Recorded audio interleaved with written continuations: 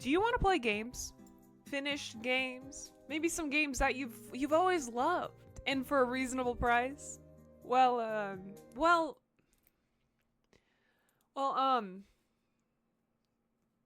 Okay, well, the state of gaming, well, it is absolute shit. I was gonna say kind of shit. It is actually like absolute shit right now. With so many companies just releasing unfinished games, or not even releasing games at all. And just these things we love to call remasters. Don't you love that? You love that. You love that so much. I know you do. I know you have Battle for Bikini Bottom Rehydrated. I know you have that in your collection. Telling their own communities, hey, one day, you're never gonna own your games. So get used to that. So much speculation. Hey, why the hell is this even happening? Well, this video would literally end right now if I just used this one simple word. Money! Obviously, that is no breaking news. We already knew that all these AAA companies are just very greedy. Companies like Ubisoft, Rockstar, EA, just to name a few, are just constantly overworking their employees to meet these crazy, stupid, unrealistic deadlines just so they can make their shareholders happy. And in order to, hit these dumbass deadlines, and trust me, I know about dumbass deadlines. Okay, sophomore year of college, my second design class, we had to make paper cubes, 6 of them to be exact, assigned Tuesday night, due on Thursday morning. How do you learn origami in one day? You don't. Since they just have to meet these deadlines, they just are releasing unfinished broken games that then just have to be fixed with updates after the launch date. It's like, why even get excited for launches anymore?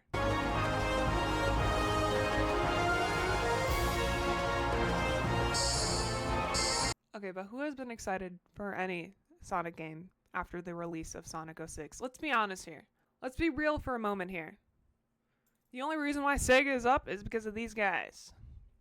I'm kidding, calm down. Like Baldur's Gate 3, for instance. That game took 6 years to develop. And it's wonderful, it's great. It's probably one of the best games of all time. I think sometimes it's understandable and okay to be like, alright, if we really want a nice, high quality game, it should take a little long time for it to be developed here. I would hope so.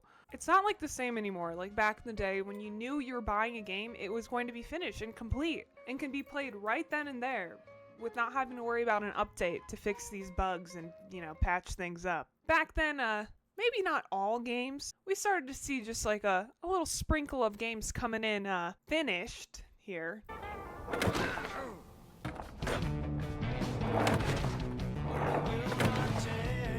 But then this is kind of where companies can come in and pretty much control us with this one simple trick, honestly. Doctor's hater. See how she makes you buy games with one thing.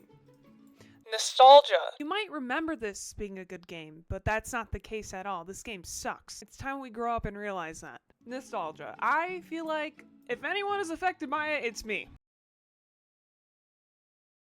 Fucking sue me. Okay, not really. How do I make these attacks right off? Someone tell me right now, please. Companies love remastering games, and maybe one company a little bit more in particular here.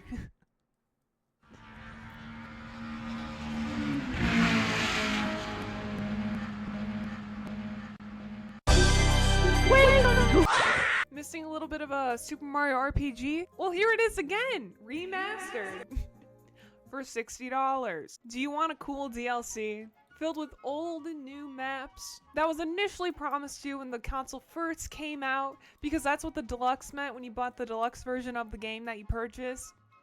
Well, here it is, 7 years later, for $30. Need a little hit of nostalgia of your favorite games from the past? Well, subscribe for $50 a year. They do this because they know, hey, you want to scratch that nostalgia itch? Well, here it is.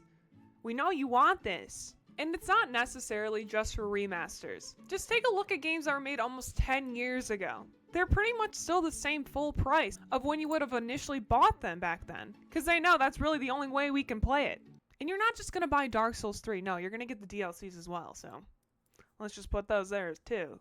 Stepping back from AAA companies as well, if you look at old games like, The Light of My Life, My Love, My Darling, My Bread and Butter, My Baby, My Little Honey Bunch. Old school RuneScape. If you like really want to play the full game, you gotta pay the $80 a year. And I do. I don't regret it at all. That is a financial decision I am comfortable with making.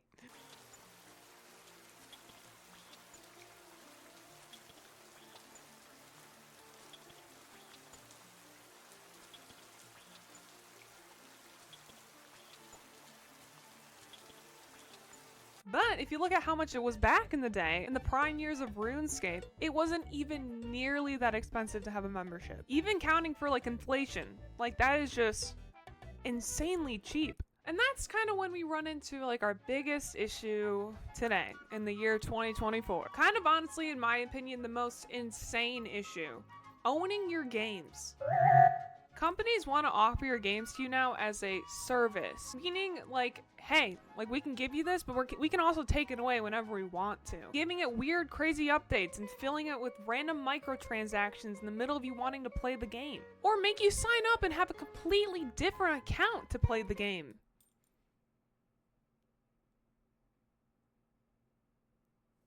Like, what if one day, you know, it will eventually happen, shutting down servers? Obviously, if this keeps happening and becomes like a worse pattern than it already is, I think companies will soon realize, hey, we don't even have a community we can take money from. Making something deserves time, it deserves care, it deserves a lot of attention. Rushing anything has never ever looked good, and trust me, as an art student,